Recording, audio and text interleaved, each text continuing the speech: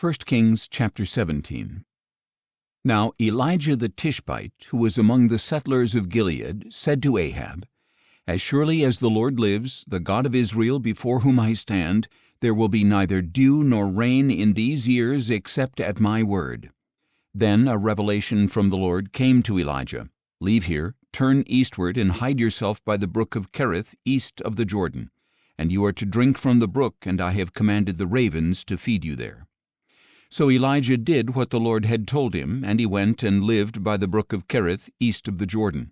The ravens would bring him bread and meat in the morning and evening, and he would drink from the brook. Some time later, however, the brook dried up because there had been no rain in the land. Then the word of the Lord came to Elijah, Get up and go to Zarephath of Sidon and stay there. Behold, I have commanded a widow there to provide for you. So Elijah got up and went to Zarephath. When he arrived at the city gate, there was a widow gathering sticks. Elijah called to her and said, Please bring me a little water in a cup so that I may drink. And as she was going to get it, he called to her and said, Please bring me a piece of bread. But she replied, As surely as the Lord your God lives, I have no bread, only a handful of flour in a jar and a little oil in a jug. Look, I am gathering a couple of sticks to take home and prepare a meal for myself and my son, so that we may eat it and die. Do not be afraid, Elijah said to her. Go and do as you have said, but first make me a small cake of bread from what you have, and bring it out to me. Afterward make some for yourself and your son.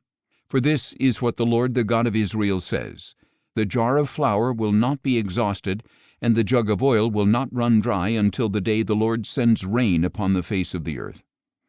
So she went and did according to the word of Elijah, and there was food every day for Elijah and the woman and her household. The jar of flour was not exhausted, and the jug of oil did not run dry, according to the word that the Lord had spoken through Elijah. Later, the son of the woman who owned the house became ill, and his sickness grew worse and worse until no breath remained in him. O man of God, said the woman to Elijah, what have you done to me? Have you come to remind me of my iniquity and cause the death of my son? But Elijah said to her, Give me your son. So he took him from her arms, carried him to the upper room where he was staying, and laid him on his own bed. Then he cried out to the Lord, O Lord my God, have you also brought tragedy on this widow who has opened her home to me by causing her son to die? Then he stretched himself out over the child 3 times and cried out to the Lord, O Lord my God, please let this boy's life return to him. And the Lord listened to the voice of Elijah, and the child's life returned to him, and he lived. Then Elijah took the child, brought him down from the upper room into the house, and gave him to his mother.